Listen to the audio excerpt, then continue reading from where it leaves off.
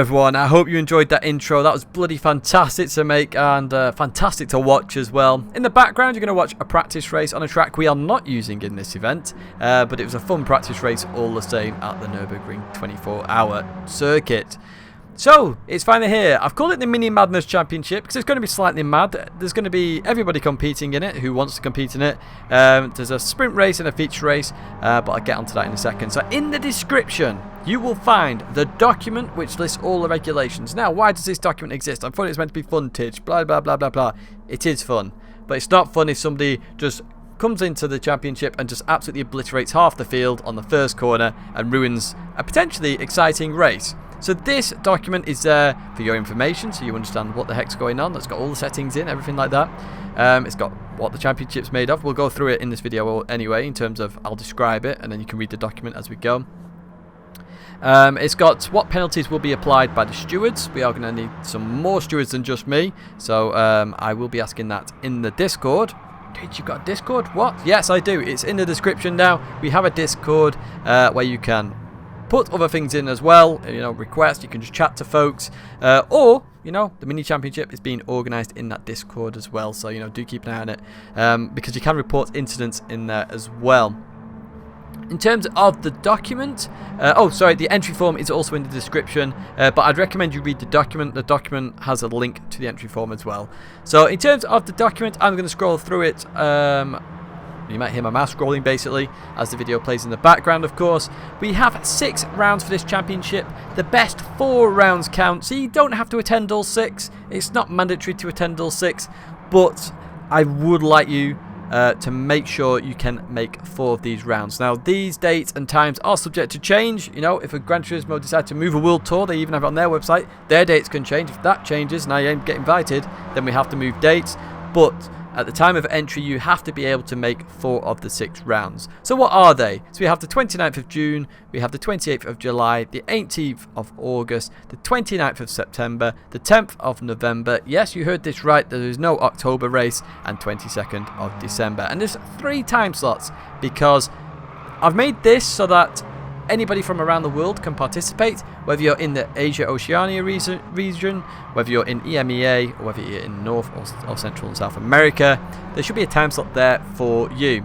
Now, obviously, those times, the order I said it, relate to the time slots. We've got 10 to 11 in the morning, British summertime. We have 3 till 4 in the afternoon, British summertime. And we have 8 till 9 o'clock, again, British summertime. You don't have to, you know, go in the EMEA sort of specified slot if you can only make the morning race or the afternoon race or whatever it might be. They're just a guide as to who should probably go in those splits. But I realise that potentially you've got something on in the afternoons, you might want to attend the morning race or the night race. It's entirely up to you. Now, if we have an oversubscription of people wanting to enter this championship, there is a potential of more time slots being put on. But if we get a real oversubscription, I can't commentate from 9 AM till midnight because I will have no voice left and I'll be exhausted and I also need to eat. So, you know, we'll monitor it as we go. So, we'll just continue down this document. We go to the championship registration, sort of the information you need. So, as I've said, you should be able to attend 4 of the 6 races or rounds identified in that calendar. Dates are subject to change, but just make sure you can attend at least 4 of those 6 rounds. DR requirement, this is critical now, 2,000. Basically, as long as you turn up and you've done 1 race in sport mode, you can enter this championship. Now, SR requirement, now this is a bit more critical. You have to have an S ranking in the SR area, safety rating area, because we want to promote clean racing. We always promote clean racing on this channel. There's no exception with a championship, fun or not, that's what it's there for. If we want to wreck somebody, we'll do it in Wreckfest. Here we're actually after some fun, exciting racing for everybody. It doesn't matter your skill level. So if you are not S rating, you will not be able to get into the lobby. If you want my advice, I would simply go to a daily race or an FIA race, sit at the back, just stroll around at the back, have a clean race and just get the S ranking.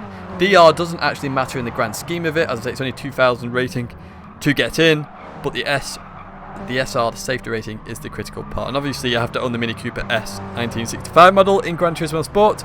Make sure you get some funky liveries on that, honestly.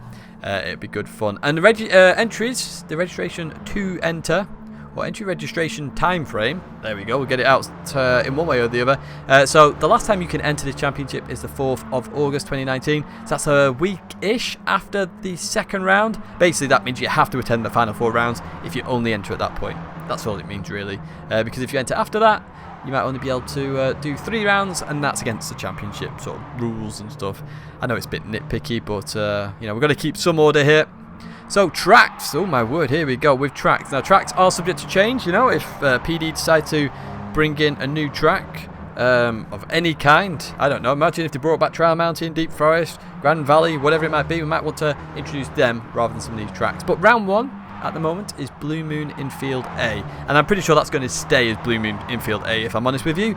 Round 2 is Suzuka East Course, round 3 Maggiore Centre, round 4 Goodwood Motor Circuit, round 5 is Dragon Trail Seaside, and finally round 6 is Brands Hatch, the Indy variation.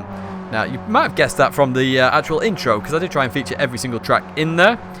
So they're the current tracks that are going to be in, and all the lobby settings are there. I'm not going to go through every single part of it, but the key parts you will want to know is that we are going to have a sprint race, which is going to be around 5 minutes race time. We'll set a number of laps to coordinate that.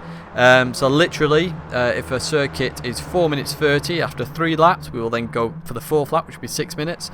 And then we'll have a 15-minute feature race. Again, that'll be based on laps as well. It's going to be a grid start. Now, the first part of the race, the first race is going to be based on the qualifying, which is going to happen on the day. And then the second race is a reverse grid feature, which, you know, should promote some interesting racing. Boost is going to be on week and Slipstream on week. Why is that, Tidge? Well, it actually promotes some really fun racing. So if you do get binned off, you can catch up to the pack. The leader can still escape a little bit, so, you know, the leader's not walking away with it. They still have to focus, irrespective. So it does promote some nice racing in these road Mini Coopers. Balance performance is on, and we're racing on comfort soft tyres.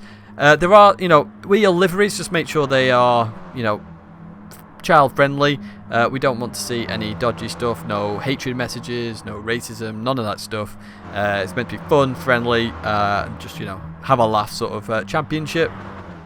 Tuning is prohibited, of course. You know, I don't like tuning. And we have some penalty settings. Shortcut penalty is on week, and the wall collision penalty is on week. It's recommended. I'm on page 5 now if you're following this rather than watching the video.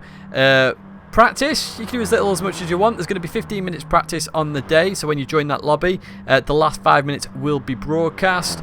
Qualifying is then going to be 5 minutes of qualifying, or 1 outlap and 2 flying laps, whichever is longer. And I've mentioned the race already. So the event length is looking to be about 45 minutes basically on a day. So if we start at 10 AM, should be finished by 11:15, but I've just given that extra 15 minutes in case something goes wrong. You never know.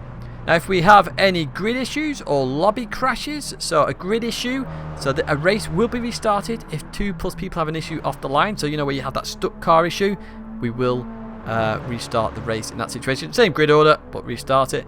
And if the lobby crashes, it'll be restarted wherever we left off. So if we're 7 laps into a 10-lap race, we'll start on lap 7 based on the results of lap number 6, the last completed lap.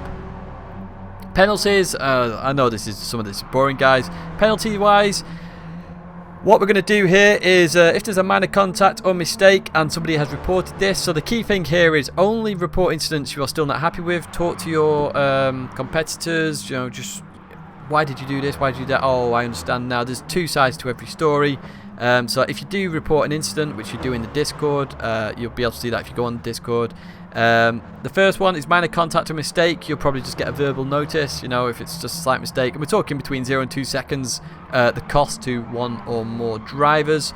A medium contact or mistakes, this is where you might impact more than 1 car and it costs them 2 to 4 seconds. You're probably going to get a verbal warning, and you're probably going to get a time penalty in the race as well, which is kind of critical with time penalties because boost is on, so the field's always going to be very close. If you get a 5-second time penalty, you're more than likely going to the back or very close to the back. And if you make an absolute just if you just go nuts and absolutely destroy the entire race, or destroy a large number of cars, or even just one car, you are going to get a verbal warning. You will get 20 seconds penalties, and you'll also get a strike. Now, you're probably wondering what the hell strikes. I've always talked about this in the past. There's an optional one there as well of a ban for 1 or more rounds. Strikes, 3 strikes, you get a round ban. 5 strikes, championship disqualification. And 10 strikes, you're basically banned from anything that happens on this channel. It's just there just to make sure that we keep it fun and clean and happy. All the points are there if you want to read the points. I tried to make the point so that if you even slacked in the sprint race, and you did the feature race, the winner of the sprint race potentially can still outscore you even if they get mid-pack. So I've tried to do that way. That's why the points are the way they are. Best 4 of 6 I've explained. You are more than welcome to stream your own race. Just if it causes lag or your car to lag, you will have to stop doing that. Feel free to upload videos, etc. That's all fine. Now, sign up for a round. We'll alert all the drivers that have said they can sign up for round 1.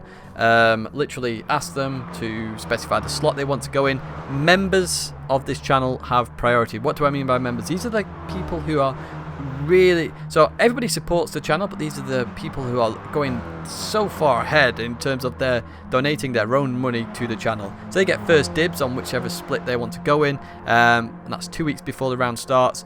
And then we will open the sign-up then to everybody else. Now, I realise it's quite close already to that 2-week margin in terms of the first round, but that's how it will normally work in the first instance. It might be a bit later on. I've explained the time slots. Race administration team is me, and then there's going to be 3 of us stewards. Or, well, I need to ask for 3 helpers or administrators.